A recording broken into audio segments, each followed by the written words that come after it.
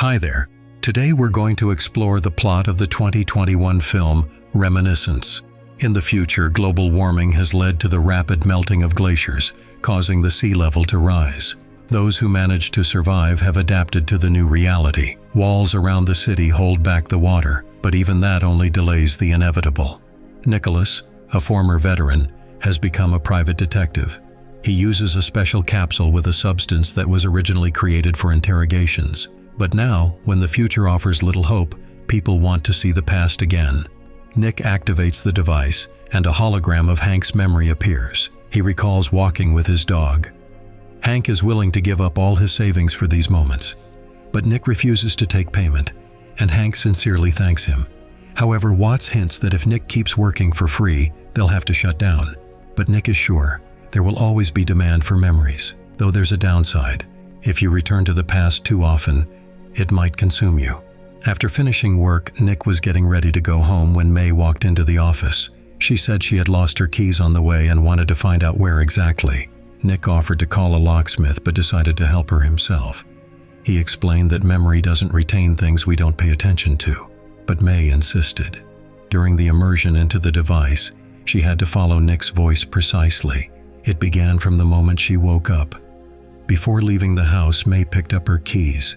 In the next memory, she still had them, but in the dressing room when she was looking for her lucky earrings, the key fell under the table. In fact, May just wanted to find her keys, but Nick wanted to see what happened next. Walking down the corridor, May started crying, but pulled herself together and stepped out to the people waiting for her song. Nick was amazed. He listened to the end of her performance and then turned off the equipment. When May had already left, Watts noticed she had forgotten her earrings and gave them to Nick. The shift had lasted so long that morning had already arrived. As the sun rose, everyone hid in the shade. The heat was too intense. Although people had switched to a nighttime lifestyle, falling asleep was still difficult. With the disappearance of the sun, the city comes alive again. It's clear that under such conditions, society has divided into castes, and the lower levels are beginning to rebel more and more. Businessman Walter wanted to buy land for next to nothing.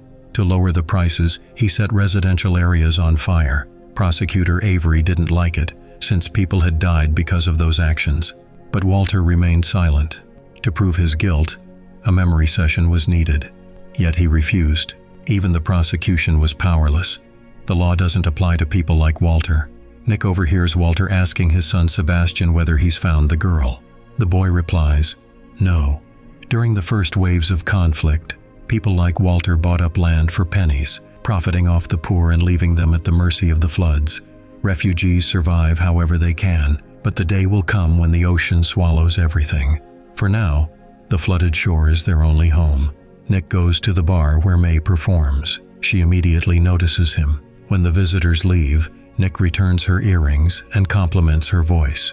May says she's been performing there for 4 years, and Nick is the first person to notice her talent. One moment keeps bothering Nick.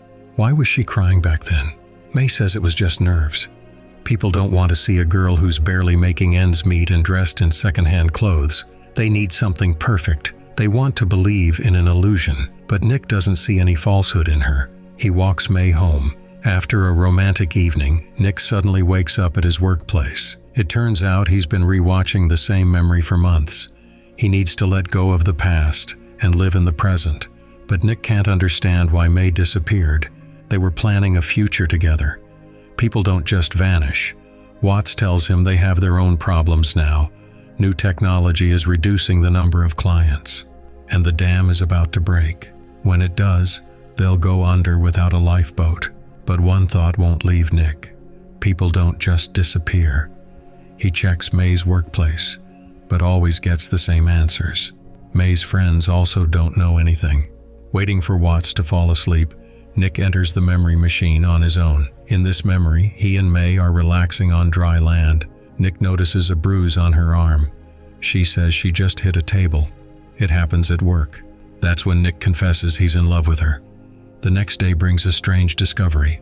The couple goes to Prosecutor Avery trying to earn some money. Their subject is Mr. Fox. Rumor has it he worked for one of the most powerful crime lords, St. Joe. If Fox's mind holds any evidence, it could lead to a warrant for arrest. but a standard memory session yields nothing. Fox's brain barely functions. He only wants to relive the best moments of his life. So Nick changes tactics. He creates an artificial memory in the form of a bar scene, and there, he sees May again. That memory was recorded 5 years ago. Nick asks to see the last time he saw that girl. By then, May was already in a relationship with Joe. What's more, she stole from Joe and knocked Fox out. Nick guesses where she might be and heads to New Orleans, where Joe operates. Joe immediately realizes Nick is a former soldier, and Joe, as a refugee, hates the military who guarded the city walls. Nick is captured and placed in the memory device. Nick admits he's looking for a woman. Joe says he hasn't seen May since she ran away. Nick likely would have been killed if not for Watts showing up just in time. A fight breaks out, and Nick and Watts come out victorious. Later, it turns out that May's last visit to Watts was significant. She confessed that she had an addiction, but never told Nick. Watts doesn't judge her. She once struggled with addiction herself. Nick wonders how May managed to break into the secret data vault. It turns out she stole an access key and went into the archive. The password wasn't a code, it was a melody. Apparently, May had studied it for a long time in order to gain access. After checking, it turns out Elsa's identifier is missing. Nick heads to the place where she lived, but he's too late. She's dead. A witness says a man attacked Elsa, and her son was being held by a red-haired woman. Now Nick is completely confused. Who is May really?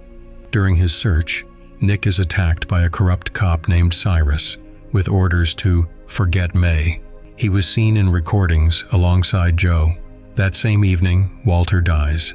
People hoped for the collapse of his empire, but it passes on to his wife and son. Nick knows Tamara. She came in for a session back when the memory machine first launched. Her memories help reveal that Walter used Elsa and tried to cover his tracks before her death. Due to his obsession with finding May, Nick has a falling out with Watts. The wealthy build extra dams around themselves, which only make the floods worse in poor districts. To reach one, Nick passes through checkpoints.